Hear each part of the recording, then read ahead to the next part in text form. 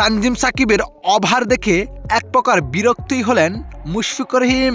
হ্যাঁ দর্শক, কেনই বিরক্ত হবেন না? তিনি যে বাজেভাবে শুরু করেছেন, হোয়াইট, নো বল এবং 4 একের পর এক বাউন্ডারি হোয়াইট, যা দেখে বিরক্ত যে কই হতে পারে। দর্শক, আজ বিপিএলে খেলতে নেমেছে রাজশাহী বনাম নোয়াখালী, যেখানে শুরুতে ব্যাট করতে নেমেছে নোয়াখালী। এতে প্রথম ওভার করতে এসেছেন তানজিদ হাসান সাকিব, যেখানে প্রথম ওভারেই প্রথম বলে বিশাল একটি হোয়াইট দেন।